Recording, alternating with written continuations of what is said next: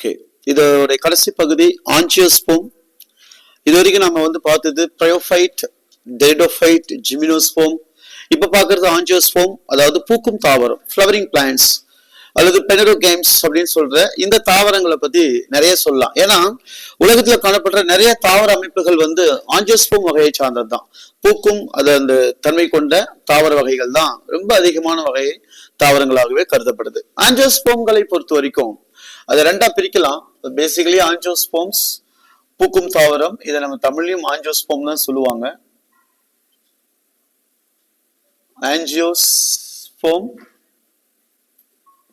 இந்த ஆஞ்சியோஸ்போம் அப்படின்ற தாவரம் பாத்தீங்கன்னா மூடிய விதை தாவரம். இதை நம்ம சொல்றோம் மூடிய விதை தாவரம். இதுக்கு முன்னாடி நம்ம பார்த்தது பாத்தீங்கன்னா நேக்டு சீட் பிளான்ட், அதாவது திறந்த விதை தாவரம். இது மூடிய விதை தாவரம். நம்ம கடைசியா சொன்னதுல மூடிய விதை தாவரத்துக்கும் திறந்த விதை தாவரத்துக்கும் வித்தியாசம் இருக்கும். ஜிமினோ அப்படின்னா திறந்தன்னு அர்த்தம், ஆஞ்சியோனா மூடிய. அந்த ஜிம்னோஸ்போம்களை பார்க்கும்போது அதனுடைய கருவுறுதலுக்கு பின் எந்த உரையும் தோன்றுவதில்லை. அதனால அந்த விதை திறந்த நிலையிலே இருக்கும். இங்க அப்படி இல்லை, கருவுறுதலுக்கு பின் உரைகள் தோன்றுவதனால இந்த விதைகள் மூடப்படுகிறது. இது மூடிய விதை தாவரங்கள் என்று சொல்லப்படுறோம். ஆஞ்சியோஸ்போம்கள்ல ரெண்டு வகை இருக்கும், நமக்கு பேசிக்கா தெரிஞ்ச வகைகள் தான் இது.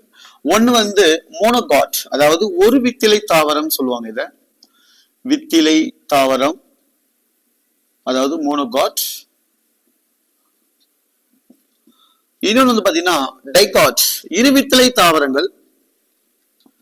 வித்திலை தாவரம் டைகாட் அப்படின்னு சொல்றோம் இல்லையா, டைகாட் பிளான்ட். இது நம்ம நிறைய படிச்சிருக்கலாம் இதுக்கு முன்னாடி. ஒரு வித்திலை தாவரங்கள், இரு வித்திலை தாவரங்களுக்கான வேறுபாடுகள் பாத்தீங்கன்னா இது மோனோகாட்டிலிடன்ஸ், டைகாட்டிலிடன் and the seed germination. விதை முளைத்தலின் பொழுது ஒரு விதை வந்துச்சுன்னா ஒரே ஒரு லீஃப் மட்டும். ஃபார் எக்ஸாம்பிள்ஸ் இப்போ ஒரு சீட் இப்படி இருக்கு, லைக் பேடி, நெல். ஸோ இப்போ இதில் பாத்தீங்கன்னா சாயில்ல கீழே இருக்குது. சும்மா இந்த விதை முளைக்கிறது அப்போ அப்படின்னு பாத்தீங்கன்னா இதுல இருந்து கண்டிஷன்ஸ் அப்படி பார்க்கும்போது இப்படி ஒரு லீஃப் மட்டும் வரும். ஸோ இதே டைகாட்டிலிடன்ஸ் அப்படின்ற அந்த சீட்ஸ் ஜெர்மினேஷன் ஆகுது அப்படின்னு பாத்தீங்கன்னா இது சர்ஃபேஸ் அப்படி வரும்போது இந்த மாதிரி கண்டிஷன்ஸ்ல இருந்து அது ஃபார்ம் ஆகுது. அதனால அது மோனோகாட்டிலிடன், டைகாட்டிலிடன்ஸ், டேப். இது fibrous root, tap root system. இது parallel venation, reticular venations, நிறைய கான்செப்ட்ஸ்லாம் நம்ம பார்த்துருப்போம் டிஃபரன்சியேஷன்லாம். ஸோ ஆஞ்சியோஸ்போம்ஸை பொறுத்த வரைக்கும் எப்படி இருக்கும் சார் அப்படின்னா, சின்ன தாவரங்களும் உண்டு, ரொம்ப உயரமான தாவரங்களும். உல்ஃபியா தெரியும் உங்களுக்கு, மிக சிறிய அளவிலான தாவர அமைப்புகள். இதுல மிகப்பெரிய அமைப்பு தாவரங்கள் அப்படின்னா யூகாலிப்டிஸ் அப்படின்னு சொல்லப்படுற மரங்கள் தெரியும் உங்களுக்கு. தைல மரம் மாதிரி இருக்கிற மரங்கள் ரொம்ப உயரம், கிட்டத்தட்ட 100 மீட்டருக்கு மேலாக வளரக்கூடிய மரங்கள் ஆஞ்சியோஸ்போம்கள்ல காணப்படுது. அவ்வளவு உயரமான தாவரங்களை பெரிய தாவர அமைப்புகளை பெற்றதுதான் ஆஞ்சியோஸ்போம்கள். இது நமக்கு தெரிஞ்சிருக்கும். இந்த தாவரங்கள்லாம் கூட நம்ம நிறைய பார்க்கிறோம். யூகாலிப்டிஸ் தாவரங்களை பொறுத்த வரைக்கும் ஆஞ்சியோஸ்போம்கள் நமக்கு நிறைய பயன்பாடுகள் இருக்கும். உணவாக பயன்படுது, மருந்தாக பயன்படுகிறது. அப்புறம் பாத்தீங்கன்னா எரிபொருள் ஃபியூலாக நமக்கு பயன்படுது.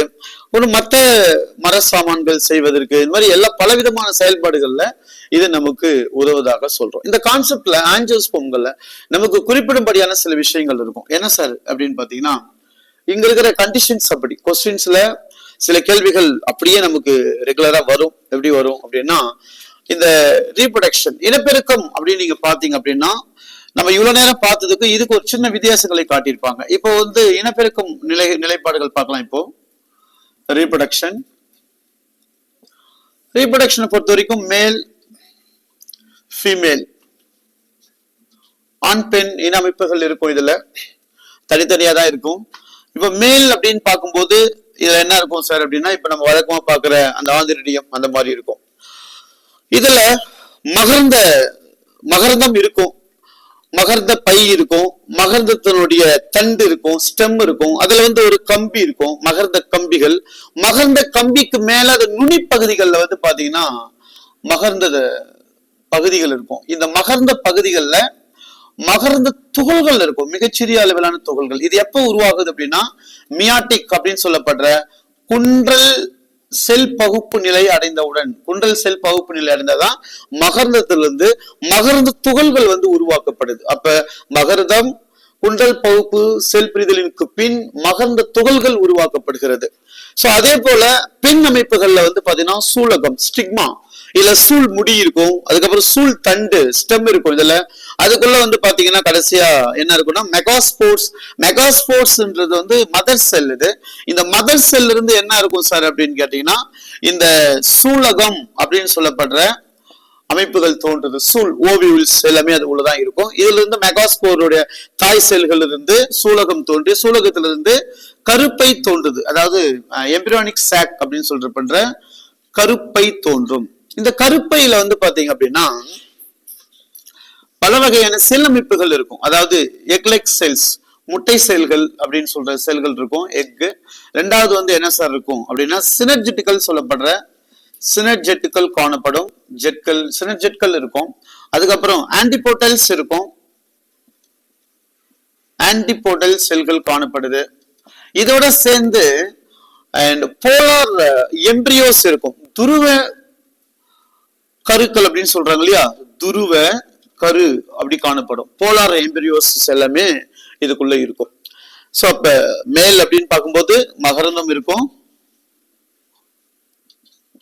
மகரந்தம் மகரந்த தண்டு இருக்கும், ஸ்டெம். அதுக்கப்புறம் வந்து அதுக்குள்ள வந்து பாத்தீங்கன்னா கம்பி இருக்கும், மகரந்த கம்பி. கம்பிக்குள்ளதான் வந்து பாத்தீங்கன்னா மகரந்தம் அமைப்புகள் இருக்கும். அது ஒரு குழுவா கிளஸ்டரா இருக்கும். அது வந்து செல் குண்டல் செல் பகுப்புக்கு பிறகு என்னவா இருக்கும் அப்படின்னா மகரந்த தூளாக மாறுது. இந்த மகரந்த தூள் பொலைன் கிரைன்ஸ் இங்க இருக்கிற இந்த கிரானுவல்ஸ் வந்து by the agents like the pollinating agent சொல்லப்படுற மகரந்த சேர்க்கை செய்யக்கூடிய முகவர்கள் சொல்லுவாங்க. அதாவது ஏஜென்ட் மகரந்த சேர்க்கைக்கு காரணமா இருக்கின்ற இந்த காரணிகளால, நீராலேயோ காற்றாலேயோ விலங்குகளாலேயோ இல்ல பல காரணங்களால மகரந்த துகள்கள் வந்து பாத்தீங்கன்னா எங்க செல்கிறது அப்படின்னு பாத்தீங்கன்னா இந்த சூலகத்தை சென்றடைகிறது, சூலகத்தினுள் சென்றடைகிறது. சோ சூலகத்துக்குள்ள சென்று அது இந்த சைக்கோட்டோட ப்ராசஸிங் வந்து செய்யும். அதாவது இந்த மகரந்த துகள்கள் இந்த ஆண் கெமிடோஃபைட்ல இருந்து பாத்தீங்கன்னா ரெண்டு இந்த இன செல்கள் தோற்றுவிக்கப்படுமா. இங்கிருந்து மகரந்த துகள்கள் பாத்தீங்கன்னா இந்த ஸ்பொராஞ்சியத்துல இருந்து ரெண்டு கேமீட்ஸ் வந்து உருவாக்கப்படும், ரெண்டு கேமீட்கள் உருவாக்கப்படும். அந்த ரெண்டு கேமீட்ல இங்க பாருங்க ரெண்டு கேமீட்ஸ் வந்து ஃபார்ம் ஆகுது. ஒரு கேமீட் வந்து இந்த எக்ஸெல்லோட கனெக்டிவிட்டி பண்ணும்.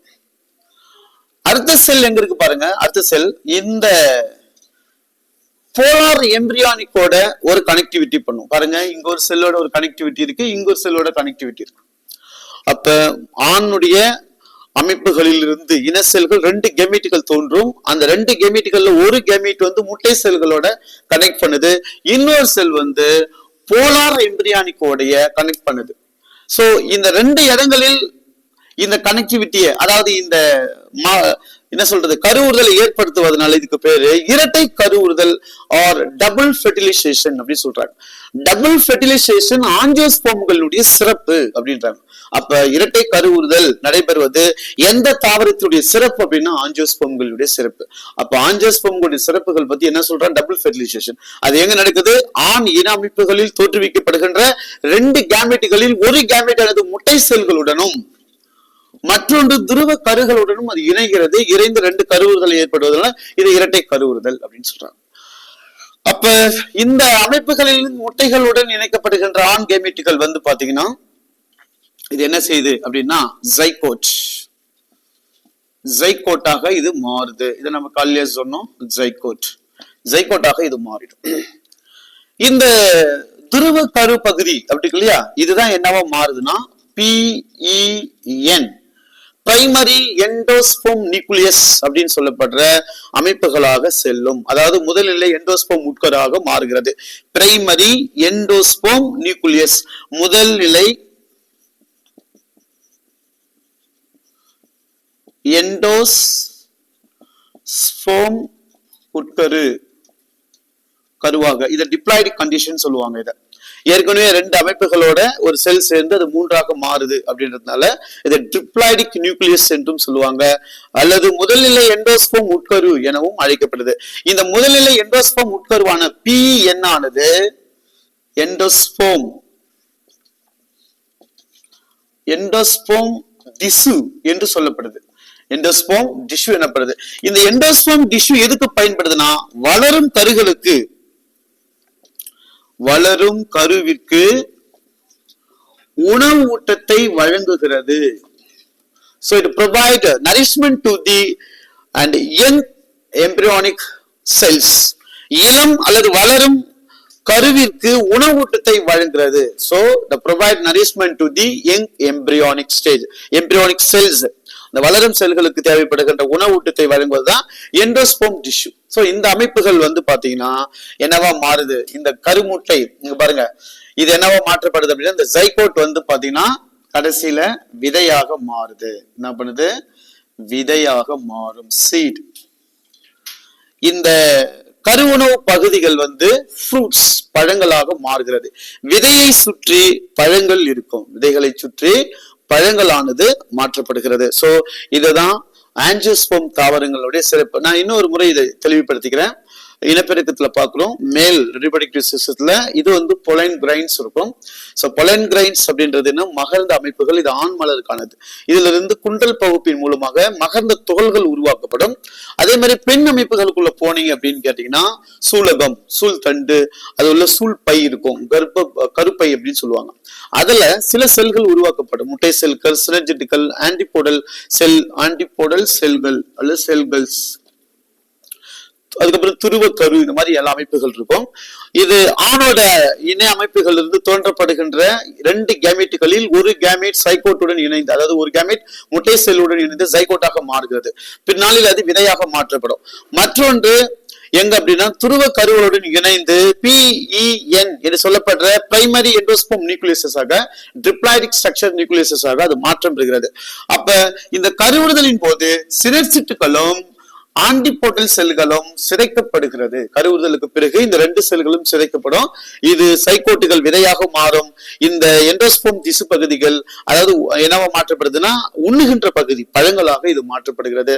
விதை மூடிய நிலையில் இருக்கும் பழங்கள் விதை என்ன உள்ள வச்சு மூடி இருக்கிறதுனால இது மூடிய விதை தாவரம் என்று சொல்றோம். இதுதான் வந்து இந்த பிளான்ட் கிங்டம்ல ரொம்ப ரொம்ப முக்கியமான பகுதிகளில் இதுவும் ஒன்றாக கருதப்படுது.